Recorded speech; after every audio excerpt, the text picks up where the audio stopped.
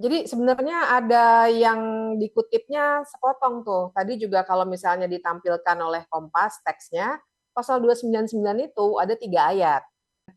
Kita melihatnya, warga begitu melihat Pak Jokowi mengatakan hal seperti itu, tidak bisa tidak akan membaca makna-makna simboliknya juga. Apalagi tadi ya, Udah sehat Pak? Pak Prabowo udah sehat Pak.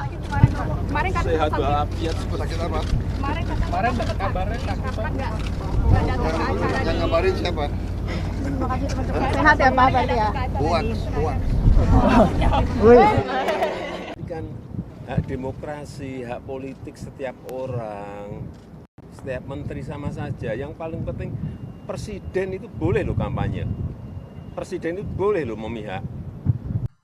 Jadi sebenarnya ada yang dikutipnya sepotong tuh. Tadi juga kalau misalnya ditampilkan oleh Kompas teksnya, pasal 299 itu ada 3 ayat. Jadi kalau kita baca pasal 299 ketiga-tiga ayatnya, jadi jangan hanya satu ayat presiden dan wakil presiden mempunyai hak melaksanakan kampanye, yes. Tapi kalau dibaca keseluruhan plus dibaca, jadi kalau dalam penalaran hukum namanya metode sistematis ya penafsirannya, harus dibaca juga dengan pasal-pasal 300 dan 301. Kemudian kita lihat juga konteksnya bahwa itu ada dalam bab tentang kampanye, bagian tentang kampanye untuk presiden. Jadi sebenarnya pasal 299 itu memberikan ruang bagi presiden yang nyalon lagi. Jadi Jokowi 2019, SBY 2009, itu bisa menggunakan pasal itu. Atau bisa juga, jadi berhaknya benar, cuma kita harus letakkan landscape-nya dengan lengkap. Atau kalau misalnya dia adalah pendukung resmi dalam hal dia dalam tim resmi, jadi bukan sekedar pendukung ya, tim resmi yang masuk ke KPU namanya, atau dia mendukung parpolnya. Nah, kita harus lihat Gibran itu bukan dari parpol resminya Pak Jokowi ya sekarang gitu. Dan syarat keduanya adalah dia harus cuti. Nah, itu ada di pasal atasnya tuh ya, ke atas. Karena memang konstruksi undang-undangnya seperti itu. Jadi boleh saya andaikan sedikit biar kebayang.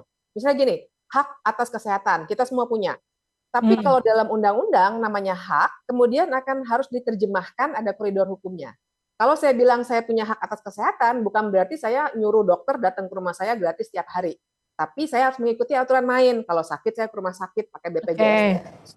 Nah, jadi pernyataan Pak Jokowi itu keliru kalau misalnya kita hanya maknai bahwa dia boleh melakukan kampanye tiba-tiba ngangkat 2 jari dari mobil dan lain sebagainya, itu tidak boleh.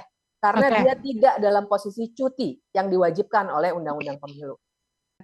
Kita melihatnya, warga begitu melihat Pak Jokowi mengatakan hal seperti itu, tidak bisa tidak akan membaca makna-makna simboliknya juga.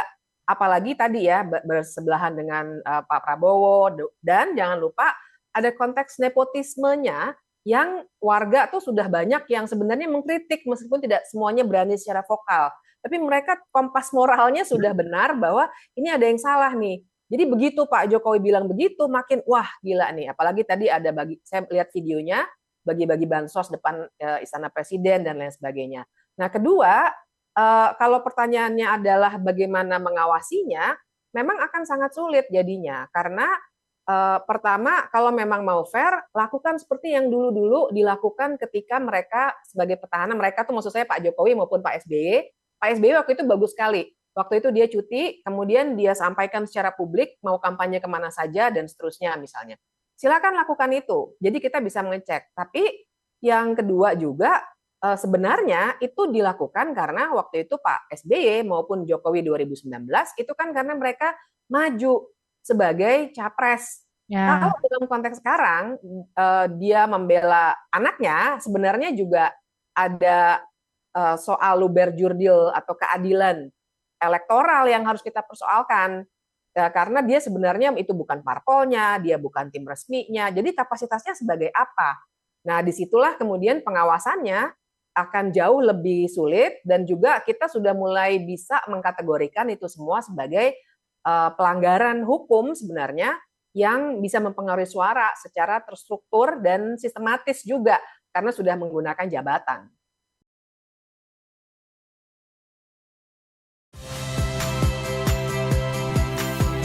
Saya Iriana Mardanus. saksikan program-program Kompas TV melalui siaran digital, pay TV, atau media streaming lainnya. Kompas TV, independen, terpercaya.